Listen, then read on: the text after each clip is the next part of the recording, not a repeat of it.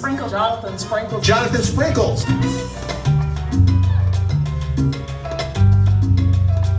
Vince, this kid needs to be taught a lesson. Some people call it a cap gun. Where I'm from, they call that a thug starter kit. What it's saying is that whatever you believe to be true, that's what you're going to live. You're always going to live within 10% of your self-concept. You will never, ever outperform your own self-image. Now we are looking to somebody else to bail us out of everything. We have to be willing to replace that fear, blame, and entitlement with self-determination and personal responsibility. And that's what made America great as a country. That's what makes us great now. And that's going to be your ticket toward getting the raise that you deserve.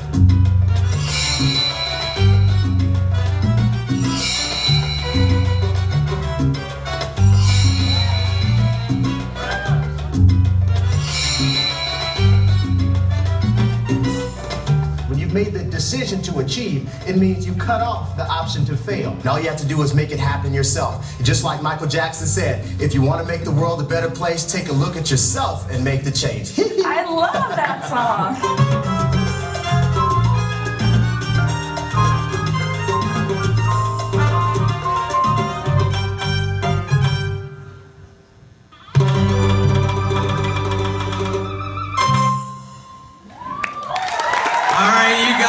For a big treat. Stand up. We have Jonathan Sprinkles, Mentor of the Year, Marketer of the Year, Best Speaker of the Year, and honestly, I think the most dynamic speaker we've ever had on the stage. I love this man. He's amazing. Where is he? It's like the hit the speaker. Come on.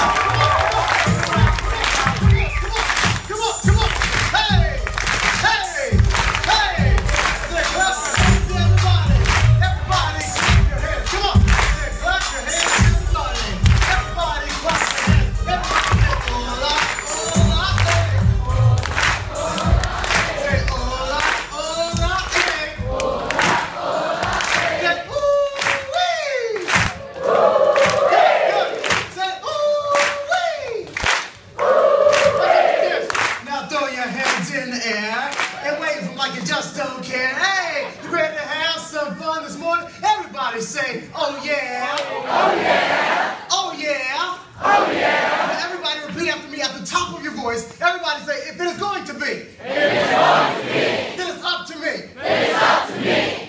That's good, but I think we can do a little better. Everybody say, if it is going to be, if it is going to be, then it's up to me. Then it's up to me. So I choose to see. So I choose to see. Only the possibilities. Only the possibilities. Say, I control what I think. I control what I think. Come on, I control what I think. I control what I think. And I control how I feel. And I control how I feel. This is my favorite part. Everybody say, I know I'm great. I know I'm great. Now come on, put some swag in that now. Say, I know I'm great. I know I'm great. Speak to your future. Say, I know I'm great. I know I'm great. And that's for real. And that's for real. Every day. Every day. I will be. I will be. The best me. The best me. The best me. The best me. That I can possibly be. That I can possibly be. Look at your neighbor in the eye one time and say, neighbor. Neighbor. Oh, neighbor. Oh, neighbor. Look here. Look here. You need to know something. You need to know something. Times change. Times change. Seasons change. Seasons change. People change. People change. But one thing. But one thing. But one thing. But one thing. That will never change. That will never change. Is that I will always look better than you. Look better than you.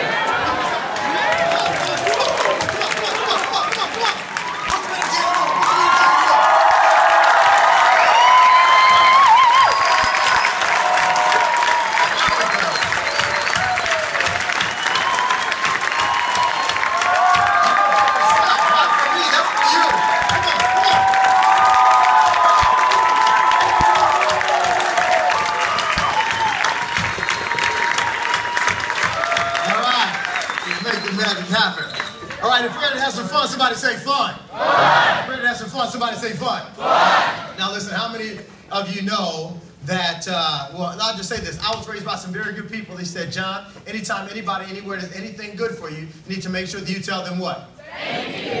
Y'all just ungrateful over there. Of course, anytime anybody anywhere does anything good for you, you need to make sure that you tell them what? Thank you. Yeah, thank you. Because I understand, folks, that nothing just happens. How many of you know what it's like to be overworked and underappreciated?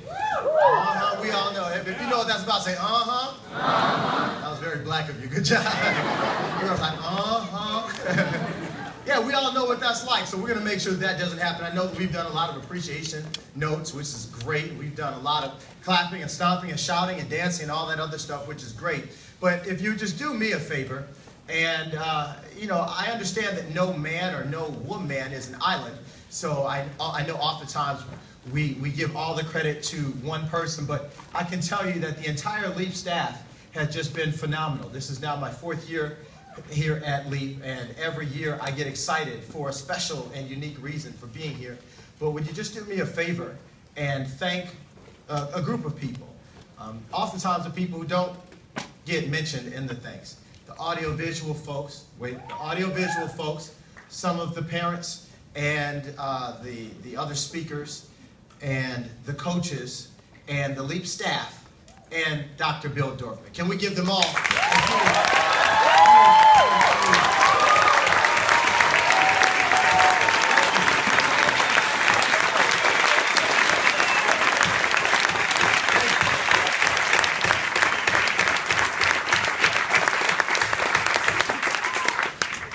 Now listen, we're going to have some fun. How many are going to have some fun? If you do, say fun. Fun. Come on, say fun. Fun. Now listen, I've been doing this for a while, and some great things are happening in my career. Some cool things are taking off. I believe, I don't know if I'm supposed to announce it, but I am. Last night I got an email asking me to come back to LA in October to come work with Dr. Phil and his foundation against domestic violence. So I'm really excited about that. So this is a very special time for me here, and I always enjoy being here at LEAP. Let me say this. I'm going to say some things that may not be said elsewhere on the platform. My job is not to tell you how awesome you are, because you already know that, or you will get that throughout the rest of the presentation. But I will say that there will be some things that I'm going to say that are really going to challenge you. I'm going to make you really dig deep. I know some things about LEAP that after 4 years I'm very clear about. I understand that this is a great environment. How many of you feel better over this week than you have possibly over your whole life? Yeah, this is amazing. I also know that there are some stuff here that, you know, you kind of are like, well, you know, this is great, but what am I going to do when I get back home? What am I going to do when I'm not around all these people who feel the same way that I feel? As a matter of fact, Virgil alluded to it last night. He was being honest with you. He said, if you don't find that support group, you're going to go back. You're going to go back to that same group of friends. You're going to go back to those same habits and all those things that got you where you were before you came here. Virgil was alluding to it. I just got off the plane, but I had to make sure that I got to UCLA as quickly as I could because I wanted to hear his talk. I heard it for the first time last year, and I promised myself that as long as it was in my power, and I'd catch it every other year. The story doesn't change, but I change. What I receive from that story changes. And it's important that you understand everything. And the part that I caught this year was that if you don't make some conscious decisions, just like Virgil was talking about, if you don't make the conscious decision to make the changes, nothing is going to change for you. That you have to really purpose yourself and make yourself stand out. And that's what we're going to talk about today. Now, I know that we have a lot of different people in here. I know that we have some folks in here who are just like really glad to be here. Then we have a few of you who are here who really don't know what's going on. We have some folks, I could tell just by the way people were dancing, you didn't want to dance by some people. I could tell that you have some relationship challenges. Yeah. And then we have some people, although the weather's beautiful and it feels so great in here, everybody's loving on each other, some folks are just committed to just having a bad day. Yeah. So regardless of where you are, I just want to let you know that I've got something for you, all right? But now it's time for us to get serious for a second. So, Oh, that's funny to you, huh? How many of you like to laugh and learn? How many of you like to laugh and learn? Absolutely, I do too. So I always try to add a little humor. My philosophy is this: work hard, play harder. I always love to have fun. So I remember one time I was doing a presentation just like this, and I put a sign right down the middle, said "Sexy Black Man," an arrow pointed right down the middle where I was speaking. One time a lady walked in late. She said, "I don't get it. Where is he?" I said, "Ma'am, you can leave." How about that? All right, so here's what I want you to do. Everybody stand up. Sit back down. Okay. Well, I just wanted to see what things were going to be like. I wanted to do a temperature check here. I wanted to see how all these folks who've been walking like a 10 and talking like a 10 and acting like a 10 and thinking like a 10 and sneezing like a 10, how all of you would react when we weren't all declaring who we are. I wanted to see how you were going to be when it was just you, not the character. Because I understand, after 4 years of being here and after almost 15 years of speaking and many, many more years of living, that there's really two different types of people in this room. There's two different types of people in California. There's two different types of people in America. As a matter of fact, we can even say there's two different types of people in this world. We have on one side one particular type of person. That person is the thermometer. Everybody say thermometer. Thermometer. Yeah, the thermometers are very inexpensive. Thermometers don't cost much because they don't do much. You may want to add this to your notes. A thermometer will give you an accurate reflection of its environment. A thermometer will give you an accurate reflection of its environment. So if it's hot, the thermometer will tell you it's hot. Okay, that's not a trick question. You can answer that one. If it's hot, the thermometer will tell you it's hot. And if it's cold, the thermometer will tell you it's cold. It's cold. Well, thermometers are basically geared to only give you back what you give to it. If the environment dictates that it moves, then it moves. If the environment is hot, well, it will only tell you what has been. The thermometer people are the ones who are always complaining about how nobody else likes them. Nobody else thinks like them.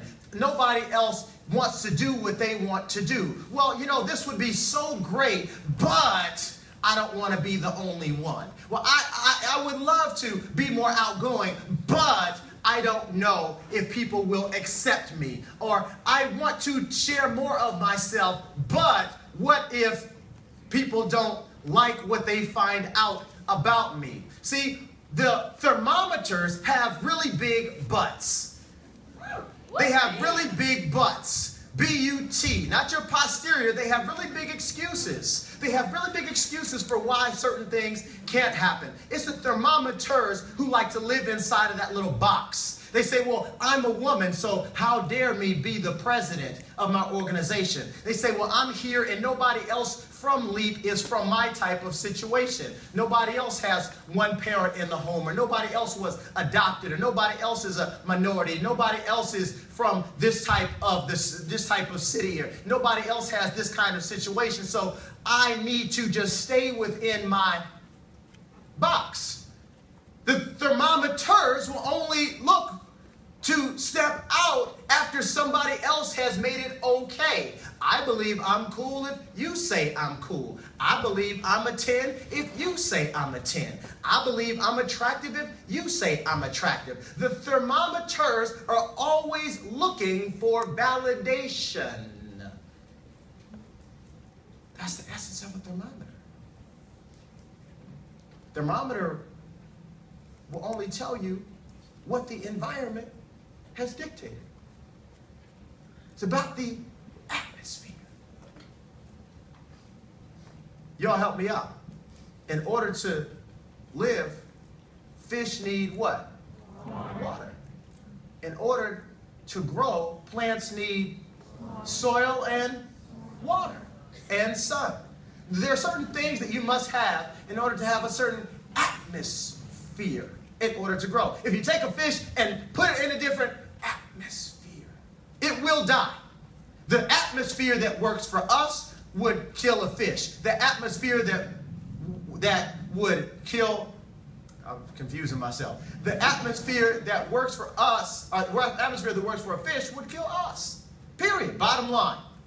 So it's not that the atmosphere is neither good nor bad, but it's just about how well you can adapt or not adapt to the atmosphere. Now, do you know that your dreams also need an atmosphere to live as well? Do you know that your courage has to have a certain atmosphere? As much as you all see me and you say, gosh, you just seem so confident. I mean, you're so confident you could wear these bright shoes and loud pants, look like you were dressed by Skittles today, right? Right? So there's a certain level of confidence that has to come with that. But understand that if you put me in another environment, that confidence may go away. I mean, if you put me on stage, I got this. If you put me in front of a computer and ask me to do your taxes, we're both going to jail. My point is, though, that there is a certain atmosphere in which we feel confident, and there is a certain atmosphere in which we sometimes lack confidence. Stick with me, I'm going somewhere. On one side, we have the thermometers. They're always looking to get their confidence from somebody else. They're looking to get validated by the atmosphere. Well, if on one side we have one type of leaper who is the thermometer, on the other side we have another type of leaper who is the thermostat. Everybody say thermostat. Thermostat. The thermometer will tell you how things were. The thermostat will tell you how they're going to be. The thermostat is the one that, I don't know where it is in this room, but I promise you, just like this up here on the screen, it has a button, and if you press it enough, it will have a number on it. And that number is going to dictate what the temperature is going to be very soon. The thermostat is going to tell you what things are going to look like. See, the thermostat people are the ones who say, look, the party doesn't start until I show up. The thermostat is the one who says, I understand that nobody else from my neighborhood has ever come to Leap, but that doesn't mean that we can't. It just means I was born to be the first. I understand that maybe no other woman has ventured into this position. It doesn't mean that it can't happen. It just means it hasn't happened yet. I understand that nobody from a single parent home has ever gone and done what I ventured to do, or nobody who is adopted, or nobody who is of my religion or sexual persuasion, or nobody is in this situation that I'm in has gone to venture to do those things that I endeavor to do, but I have a dream in my heart, and although I may be the first, doggone it, I won't be the last.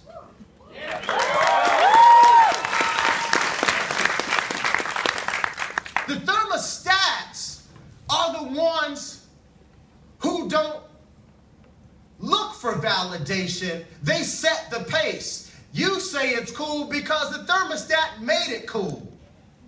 You said, oh, this is hot because the thermostat made it hot. The thermostats in this room are the ones who are internalizing the information. And listen, I understand, if we could just keep it real for a second, I understand that some of you have been told great things about yourself your whole life. This is just icing on top of the cake. And then others of you, you're in this room and you are scared as heck because nobody's ever told you that you had value before.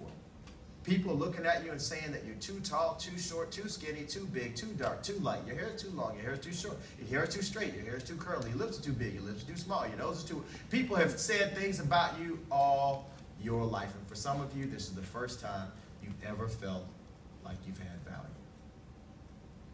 And so all this stuff sounds good. All of this stuff, in theory, is a really, really good idea. You understand that other people feel this way about themselves. But you're still waiting on that moment until you catch up. Until those voices within say the same thing about you as the image that you project to other people. I know you're in here. I understand that we all have two different selves. We have our desired self and we have our actual self. And sometimes those two sides may kind of come close, but many times they really don't align. So even sometimes you say, hey, I'm a coach, but I still have issues. Hey, I'm excited, but I know I still have some baggage that comes along with it. I get it. And so you're waiting for everything to finally line up. and for you to be that person that you want the world to believe that you are. Woo. That's why I'm here.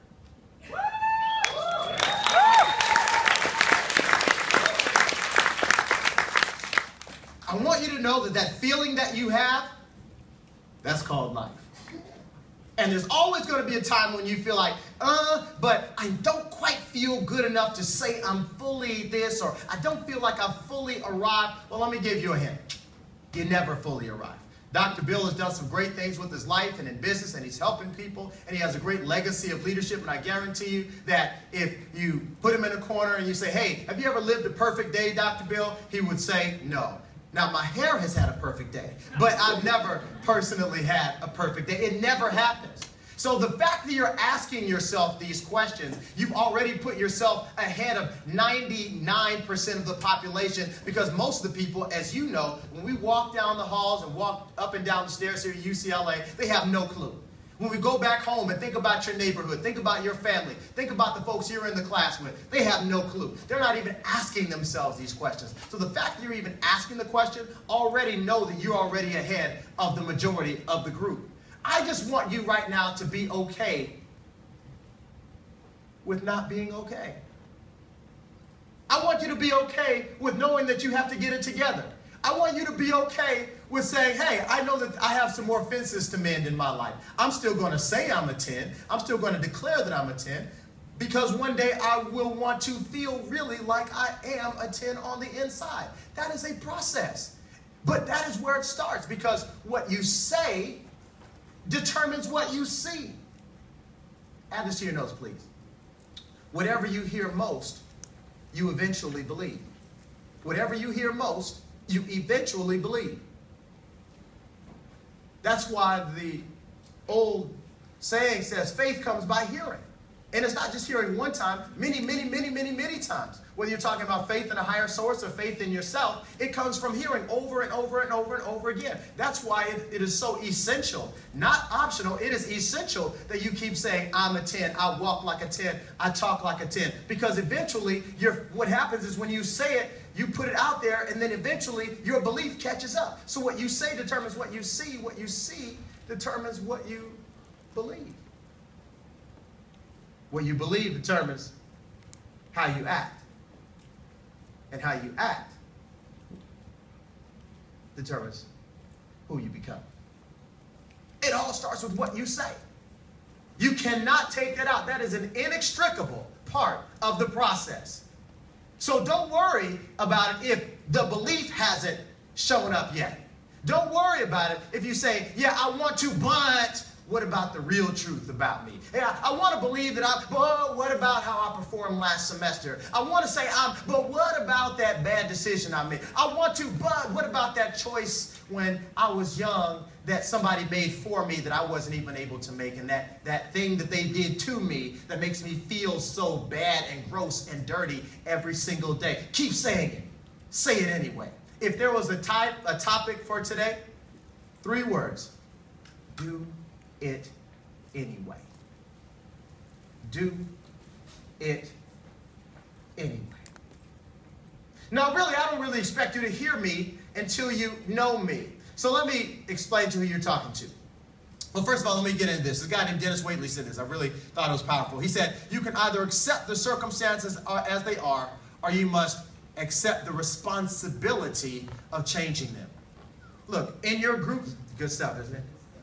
In your group, when you know that there are people who are not as engaged, not as involved, some people are more outgoing. Some people talk because you're a D and you just want to control the conversation. Some of you may talk because you're an S and you just want to make sure everybody's happy. Well, some of you are I, you talk because you just talk, right?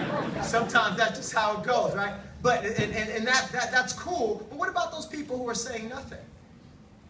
What about those people who have lots of thoughts, but not a lot of words? What about those ones who are clearly the oddball in the group? What about the ones who haven't quite become part of the group's culture? You can either accept them as they are and say, well, that's cool, that's you. Or you can accept the responsibility of going back and changing them. Here's what I want to say, and again, this is another one of those unpopular statements. Just hear me out. I love LEAP.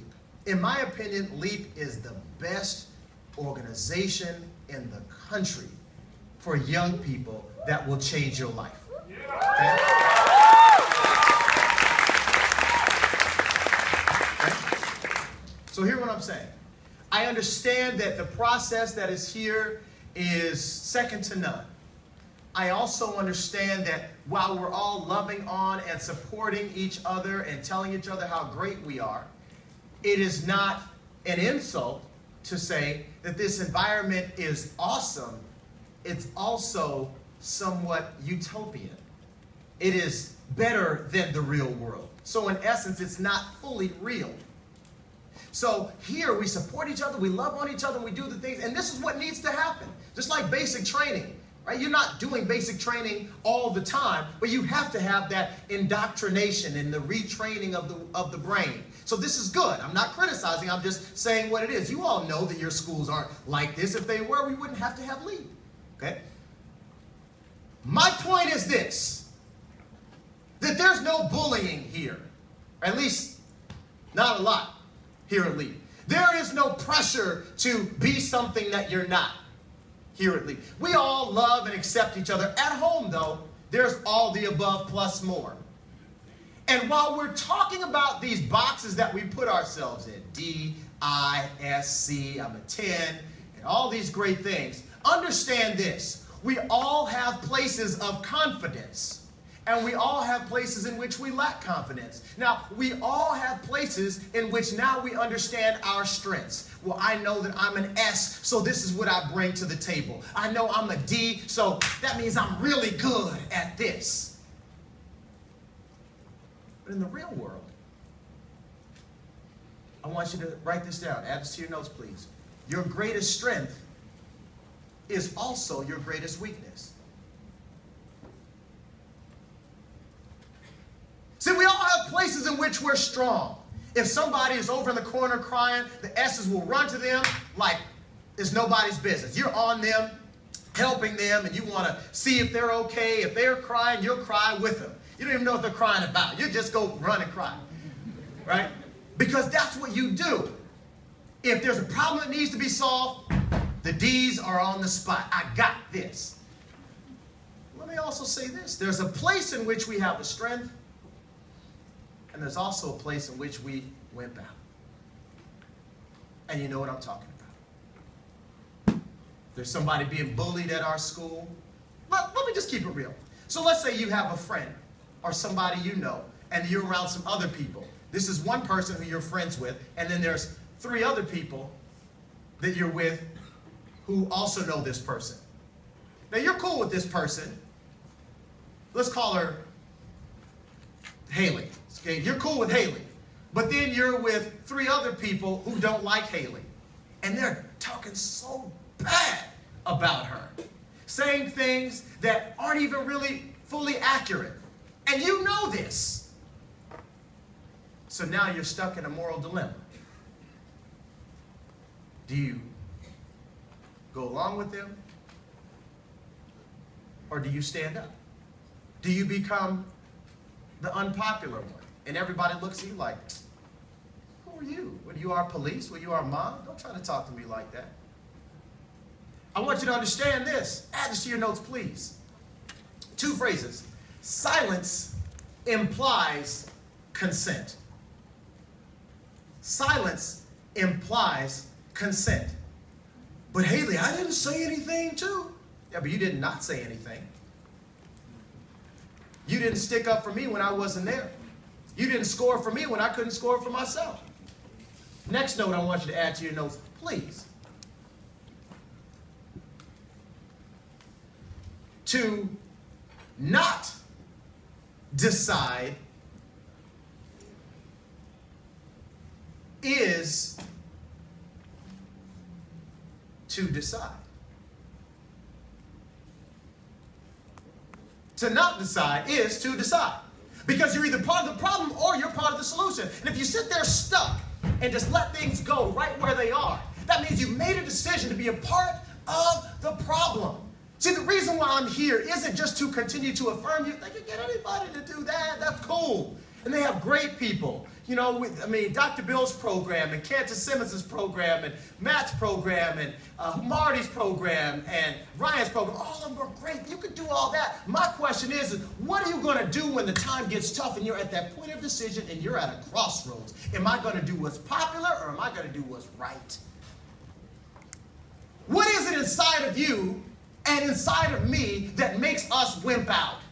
What is it inside of us that makes us stare at the truth, knowing that there's a better option? Let me keep it real. You know that you have certain morals and values for yourself.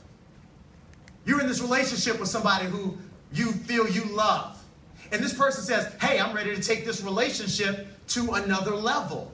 And if you love me, you would do this. You're like, God, this isn't what I wanted to do. But I feel like this person cares about me.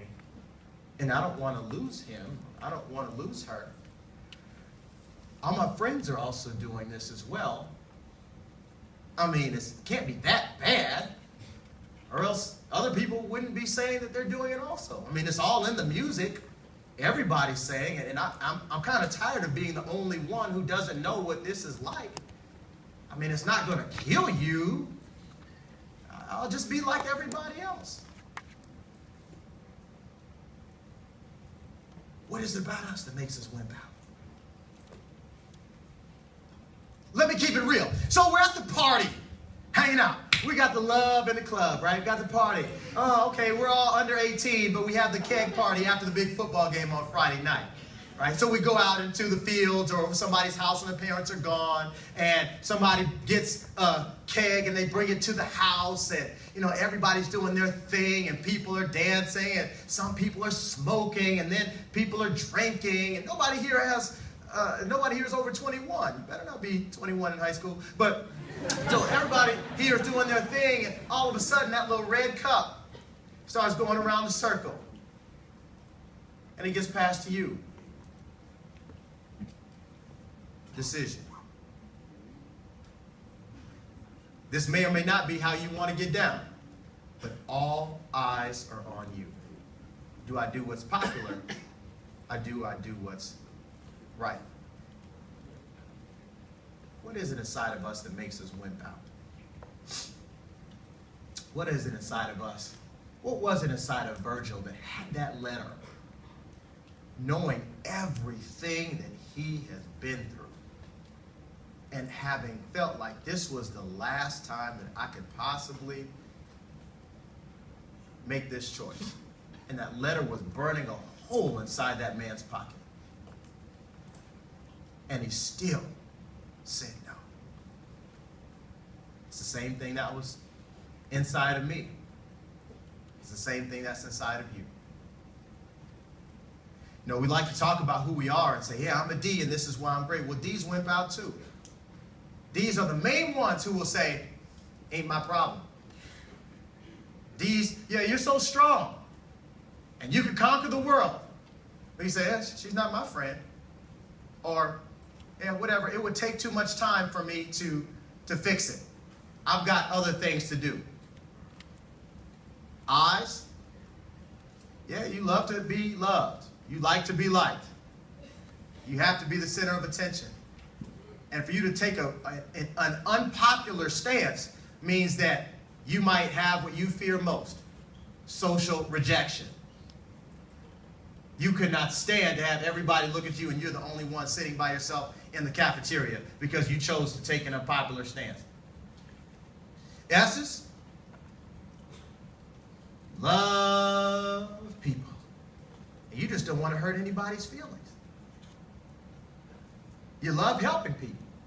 But you wimp out when it comes to telling people no.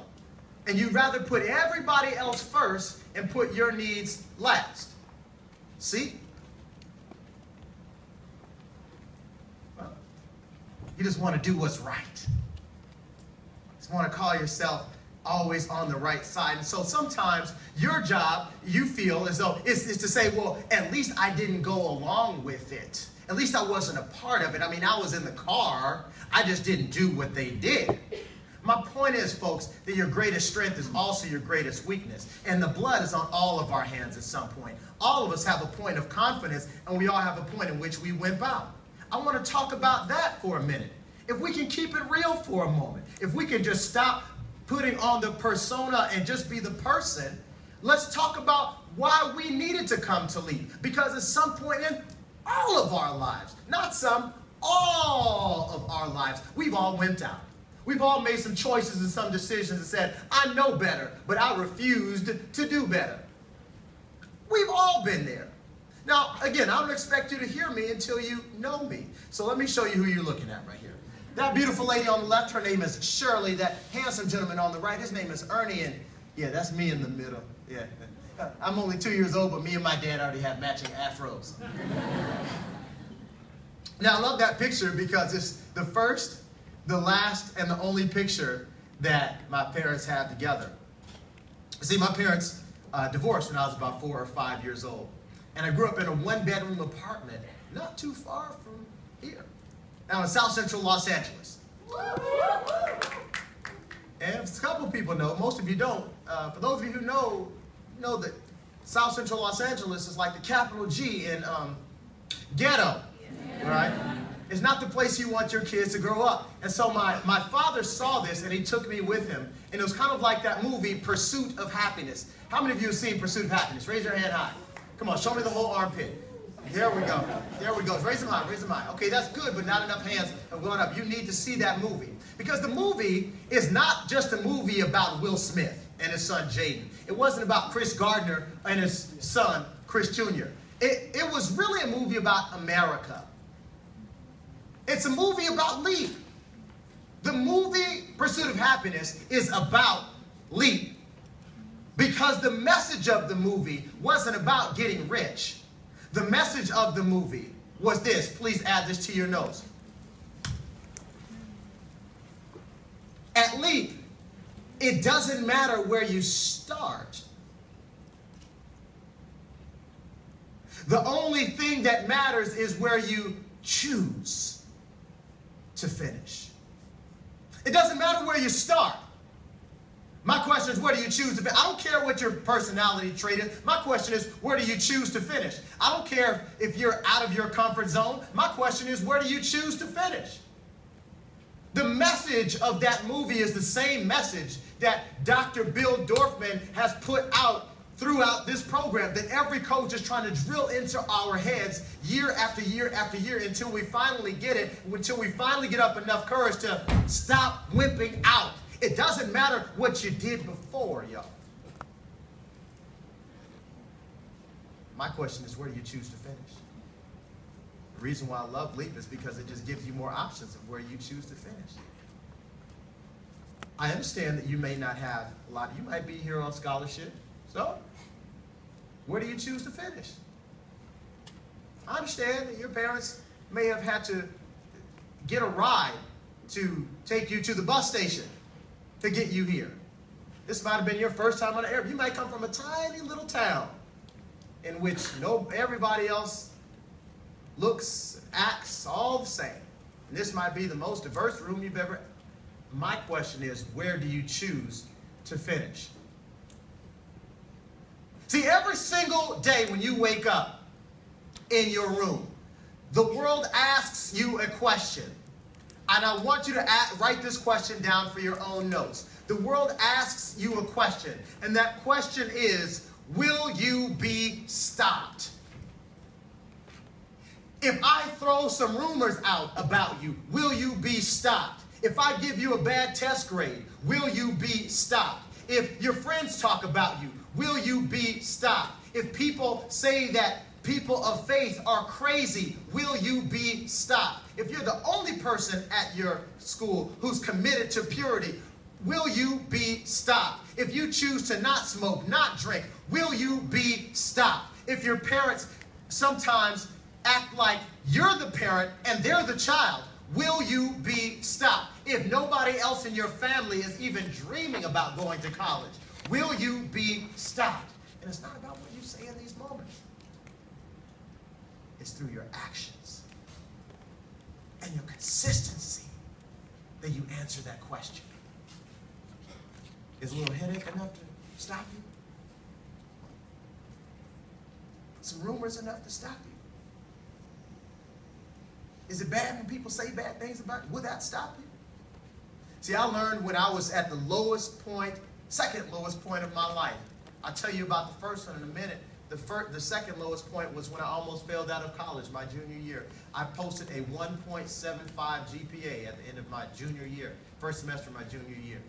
I was just riding around campus trying to find myself, and I stopped in one place and I saw a poster on the board, and it said something I want to share with you. It was in my heart so strong. I've only seen that poster one time, but it stuck with me, and I want to share it with you. It said, you can tell how committed, add this to your notes. It said, you can tell how committed someone is.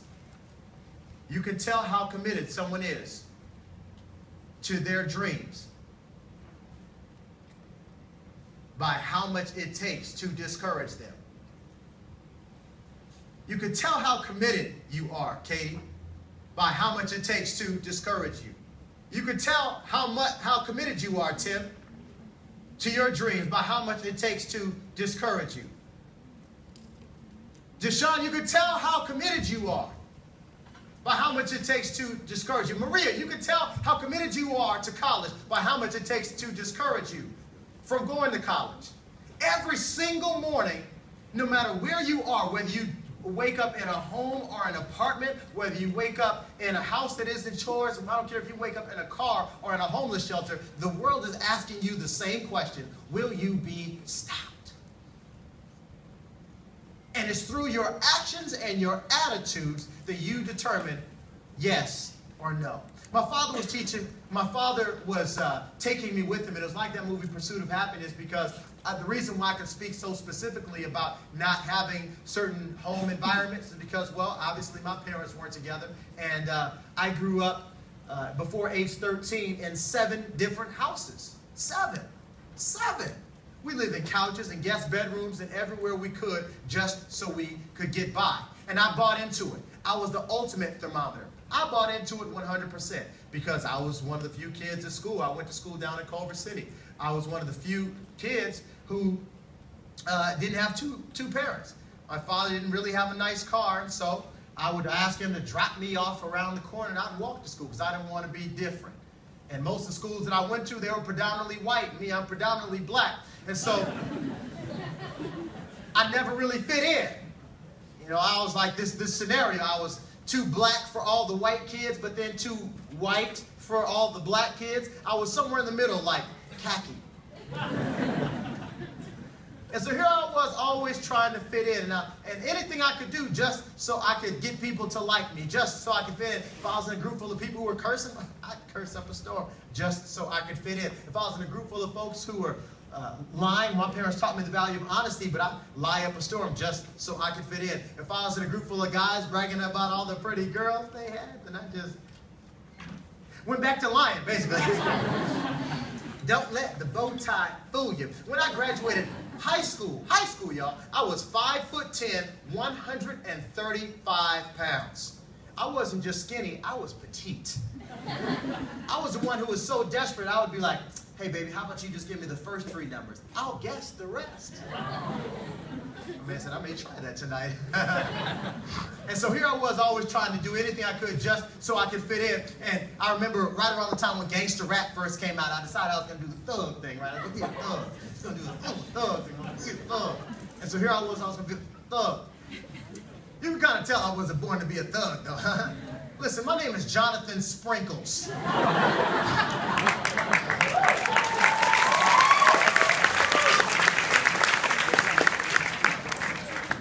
That does not evoke thoughts of thuggishness. You know, because thugs go to jail. You do not want to go to jail with a name like Sprinkles. But every time I talk, everywhere I go, people always ask me, so is like Sprinkles? And you're like, real last name? Do you think I would do this to myself? Hey, you can tell I've got big talk. I want to change the nation. I want to change the nation. I want America to learn how to get our confidence back so we can do it anyway. I want to do great things, but what's the best thing that can happen to you when you're an American and you do great things? They can name a holiday after you. Listen, I don't want to be the reason why black people barbecue on Sprinkles Day. Or what's like the second best thing that could happen to you? Maybe they would name a school after me. Those kids would hate me. How would you like to graduate from Sprinkles High? What would the mascot be? The Mighty Ice Creams? How about the Fighting Cupcakes? Not a good look. So, yes, Jonathan Sprinkles is my real name. So here I was trying to figure some things out. And I remember when I was talking to my father, I went in because, like you, I had like this big contradiction. My dad would say great things about me, but life wasn't always saying great things. And more importantly, I wasn't saying great things. And so I would sometimes bring home some bad test grades. Another note I want you to add, please. You will always live within 10% of your self-concept. You will always live within 10% of your self-concept. You will never succeed telling yourself that you're a failure. You will never succeed telling yourself that you're a failure. You will always get what you believe you should have. It doesn't mean you can name it and claim it, but eventually it will course correct. If you keep saying it and keep believing it, it will happen. I promise you that. Whatever you say, if you say, hey, I'm going to make the honor roll, it will happen because you're going to make honor roll decisions. If you say, oh, God, I am so lazy, it will happen. If you say, God, I'm just fat, I just can't do it, it will happen. If you say, I'm going to get in the game, I'm going to work, and I'm going to be a value player, I'm going to make all district, it will happen because you have said it and you make the decisions that are in harmony with what you say. That's why I said that what you say most, you eventually believe. I'm telling you how to retrain your brain here. I'm telling you a story, but I'm also setting somebody free. And I don't care where you start, I'm just asking where you choose to finish. So here I was, I didn't believe anything about myself. And what I learned is that if you aim at nothing, you'll hit it every time. And I didn't aim at anything. And so I brought home some bad test grades. And my dad he would talk to me and he would say, John, you can do it. But I didn't believe it. And I remember one time, I'll just do it this way. Remember my father was sitting on the side of the bed. I'm sorry, he was sitting in the bed like this with the back of the bed on his back. And he was reading the newspaper. And he had a special way of reading the newspaper. He kind of had his glasses down just a little bit, looked down at the paper like this. You go through and he flipped that whole thing.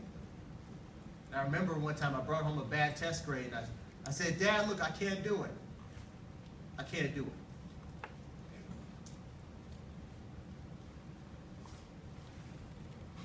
I guess he knew it was one of those times when my father took that paper and he folded it.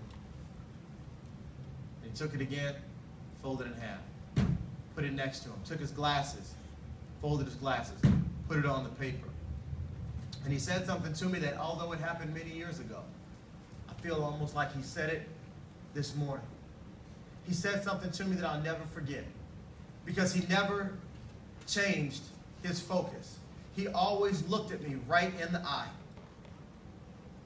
And he said, John, I want you to know this, son. I don't ever want to hear you talking bad about yourself. And then he said this. He said, John, never let what's on the outside define what's on the inside.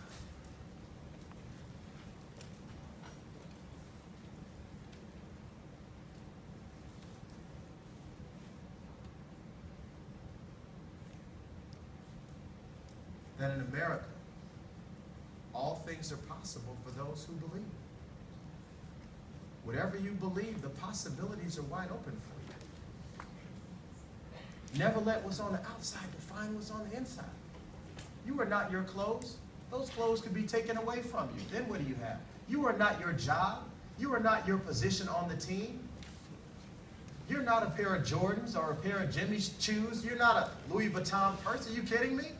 That stuff was made by somebody. You are something so much bigger and greater and so much more profound than that. He said, son, never let what's on the outside define what's on the inside. My father, without me knowing it, was teaching me my first lesson in a term called power. Everybody say power. Power. Say power. Power. Power, as you see, is the ability to get results. Now, I'm going to be honest with you, folks. We've all been told that same bed of lies about what power really is. We've been told, well, maybe when you have more money, then you'll have power. Possibly when you get older, then you'll have power. When you get a job, you'll have power. But the truth is, folks, I've come to learn the real truth about power. That power is not something that you have to go out and acquire. Hear me on this. Each and every one of you, right now, 14, 15, 16, 17, 18, you have power. I want you to take one finger, wave it in the air like you just don't care. I want you to wave it like it was Harry Potter's sword. Ready? And I want you to point to yourself and say, I have power. I have power. Better yet, point to your six-pack and say, okay, some people say, well, I need to find you first, brother. Somebody said, look, I don't have a six-pack, I have a snack pack. Either way, point to yourself and say, I have power. I have power. Put the energy in the room, say, I have power. I have power. One more time, say, I have power. I have power. The power that you just described is called personal power. Personal power is your ability to determine the results in your life.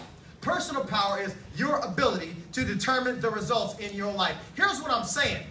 If you got your mind made up, I can't make you pay attention. I can't make you care. I can't make you try. I can't make you show up. I can't make you do your homework. I can't make you do your push-ups. I can't make you become the man or the woman you know that you were created to be. If you got your mind made up, that's just how it is, right? Right? Right. Guess what, family? I'm so honored to be the one this morning to remind you of something.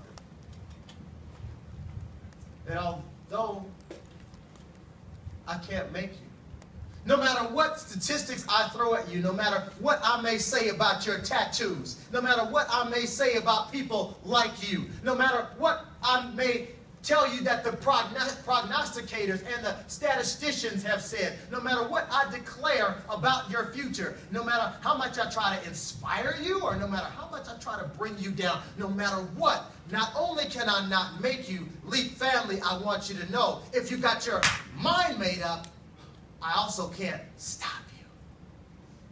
I can't stop you from becoming the man or woman you've been created to be. I can't stop you from doing your push-up. I can't stop you from doing your homework. I can't stop you from showing up. I can't stop you from caring. I can't stop you from trying. I can't stop you from paying attention. Listen, I can't stop you from getting yours. Power is within. That, you may want to add this to your notes. It's not your fault that it happened, but it is your responsibility to make it better. And you have the power to do so. You have the power to do it anyway.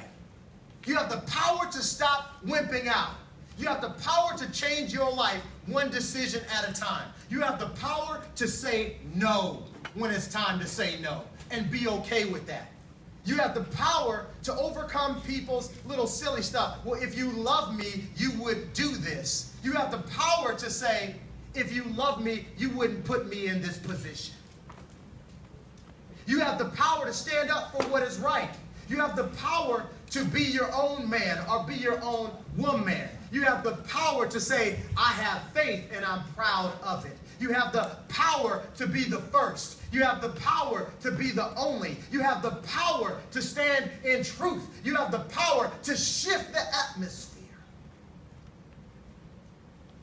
You have the power to never settle for a B when you know you have A potential.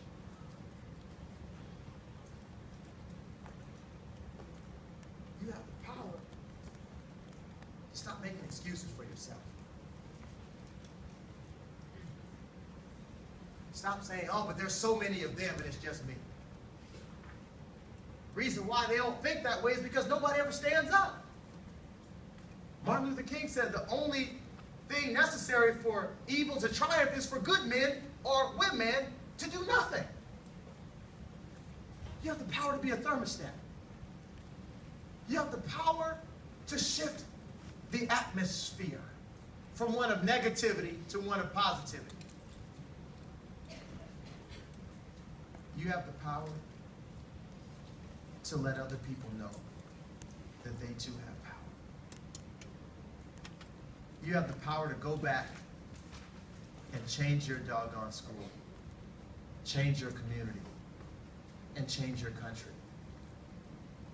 You have the power to let your light so shine that it brightens every room that you enter.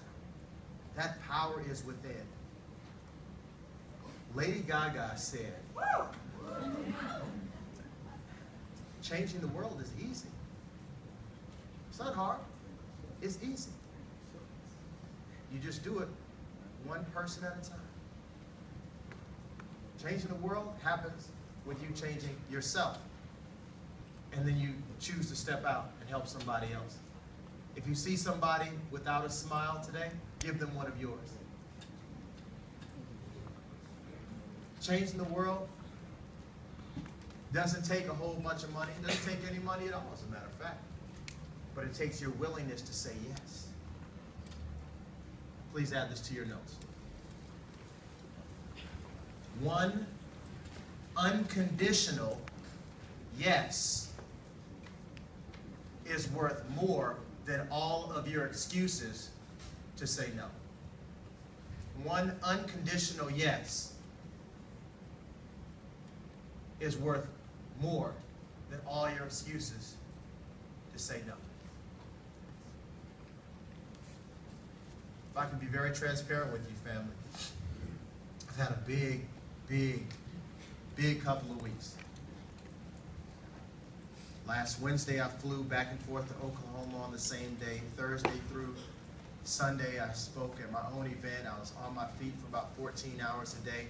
I got off the stage on Sunday, got on a plane Sunday night, flew to Austin, Texas, got there about 11:30. They lost my luggage. It was tough. And I still had to get up and do a sound check at 7 a.m., speak at 8 a.m., get back in the plane, still hadn't slept, had Tuesday off. I came here Wednesday. Oh, by the way, when I was on the plane on Wednesday, somebody stole my wallet, and so I've been going around off like a few dollar bills and the driver's license that I had, and still have to call every bank and see if somebody was trying to use my stuff. Turns out they were spending my card in El Paso, Texas, and New York at the same time, so clearly someone had taken my card and so there's just a lot of stuff going on.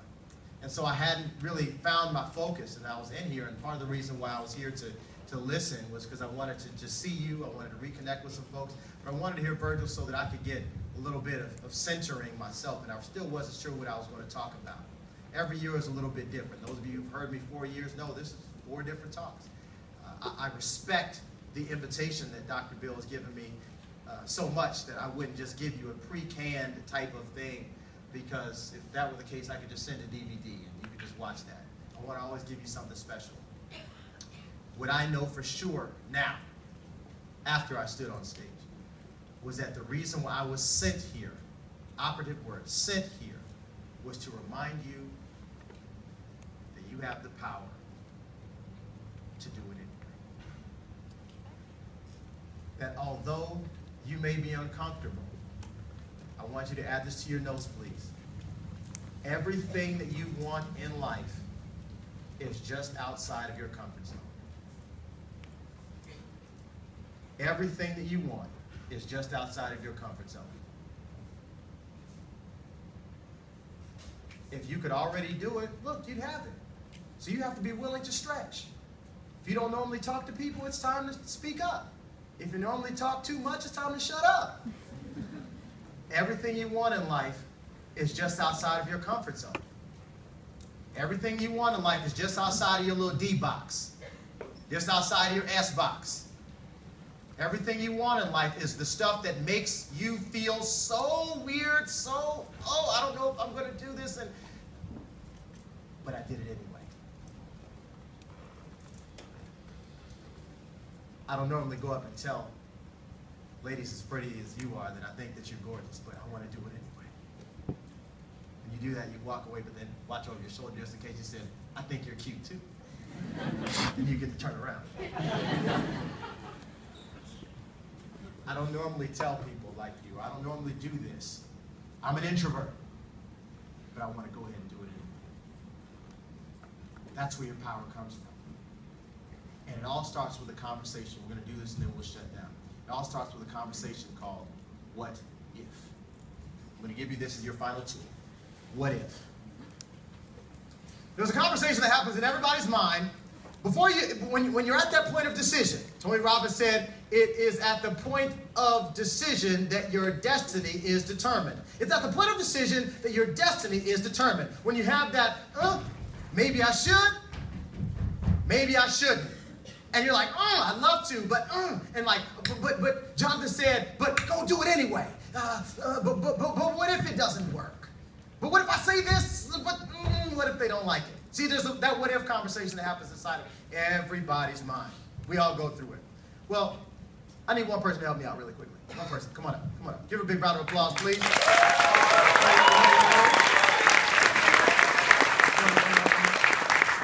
All right, what is your name? Haley? Are you serious? Wow, that's amazing. I did not know that. That's very ironic.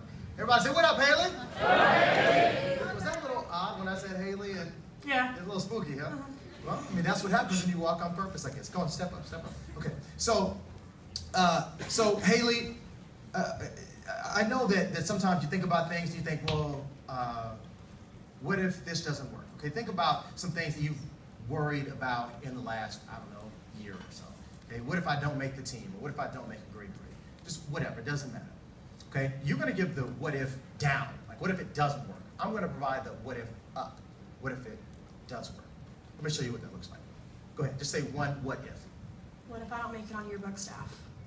What if you do make it on yearbook staff and this becomes the most awesome yearbook that has ever been made, and you submit it and you win a national award? What else? What if I don't make it into my AP class? What if you do make it in the AP class and you make an A? What if I disappoint my mom? What if your mom loves you so much that she sees how much you're trying and she just says, just because you put in the effort, I'm proud of you, baby. The point is, failure and success, or excitement and nervousness, they're both born from our imagination. And they both start with that what if conversation. I only have a few more minutes up here, and I want you to partner up with somebody right quick. This isn't about me. I'm going to do something I've never done before. I want you to partner up. By the way, give Haley a big round of applause.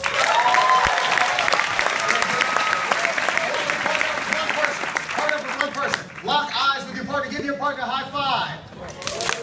Okay, now watch this. The person on this side, I want you to give the what if down. The what if down. And just say, what if something doesn't work? The person on this side, I want you to give the what if up. What if it does work? And then I'm going to say, switch! And then you two switch. And then the person on this side is going to do the what if down, and this person is going to do the what if up. Ready? Go!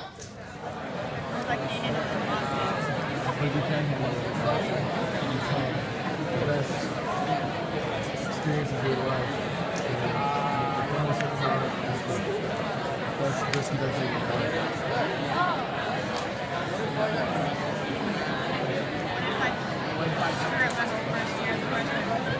if you don't screw up the first year, you have the highest success you ever doing possible. You excel beyond so much measure that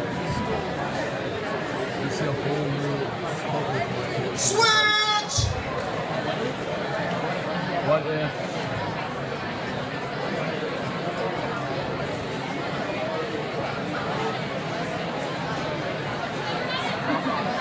If I can't go over the nerves. If I can't go over the nerves. What if you can't have the most fun you've ever had ever? That is if I lose everything. I'm going to say. What if you find something new that you never thought you would?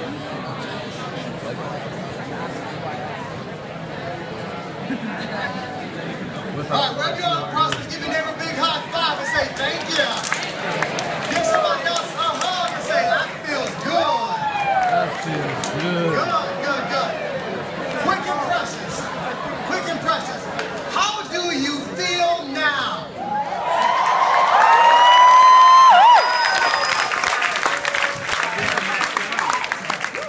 For every problem, there's always a what if solution. It doesn't matter whether you can see it or not. just go do it anyway.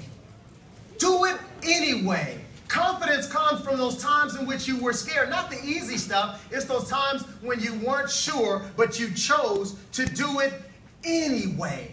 That's where confidence comes from. And as you see, for everything that you could see going wrong, there's somebody else that's in your life, another 10, who can help you to see how it can go right. Along the way, I just want you to A, accept the uniqueness that you possess. Be an innovator, not an imitator or a player hater. B, believe that you are C, created to. D, do not just good, but great things. But if you were born with greatness in mind, know that not. E, everyone is going to share your thoughts nor your decisions because they don't have your same level of vision. F, folks are always going to try to convince you that you should quit, but it's only so that they don't look stupid when you do everything that they told you was impossible. G, go ahead and step out. Give, and it'll be given right back unto you. H, have faith and know that you, yes, you are a miracle in motion and a seed getting ready to blossom. And that eyes have not seen, ears have not heard, nor has it entered into the hearts of man all that your God has in store for you. But Jay, just know this, you can't get to the fruits in life until you first choose to step out on the limb. Okay? The rest of y'all will get that later. L, losing is only a state of mind. You're only a loser if you've lost hope. There's a lesson in everything, but you can only learn if you listen more and use your lips less. M, make room for mistakes. They happen sometimes. Just chill out. N, never give up on claiming your destiny because, oh, one man, or should I say woman with courage is a majority. So place your mind on things that represent where you want to be, not where you are right now, because obstacles are the things you see when you take your eyes off the goal. Q, quiet doesn't always mean not having anything to say. But remember this, silence can never be misquoted.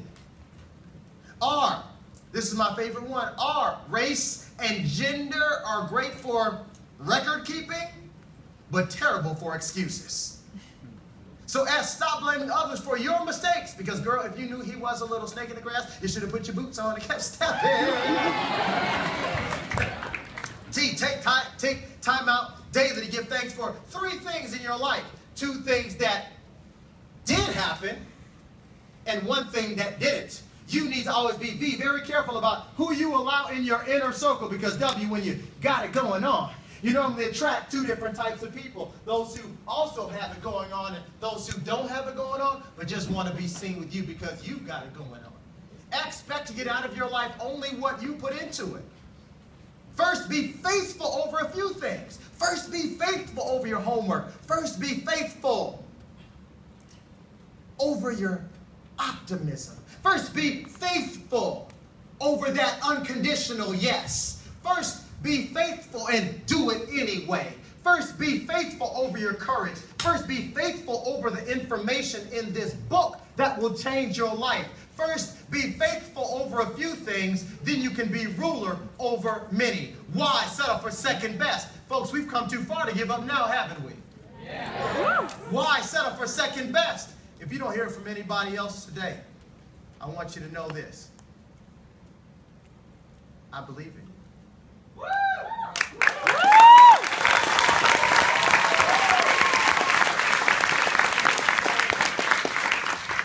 Why settle for second best? If you don't hear it from anybody else today, I want you to know from this man, I know you can do it. And I need you to do it anyway. If you don't hear it from anybody else, I want you to hear it from this man today. I love you. Why settle for second best? If you're blessed and you know it, now is the time to show it. And Z's are the ABCs of LEAP. Remember this, folks. You were born an original. Don't live like a copy. I'm John.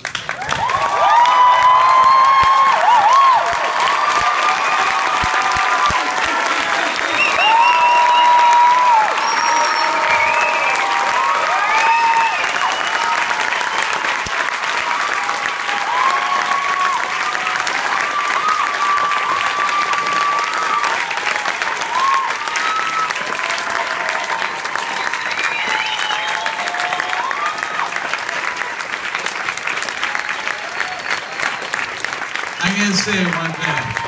Every year that we do LEAP, you are invited back. Every year. Every year.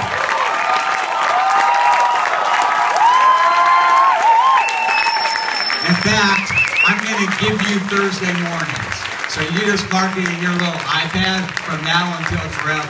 Thursday morning, Jonathan Sprinkle morning. You guys good with that? Thank you.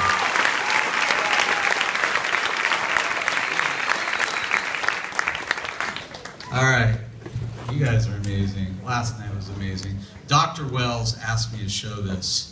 He wanted to last night, and he kind of got emotional and forgot, so he sent a little video. It's part 2 of his thing. I know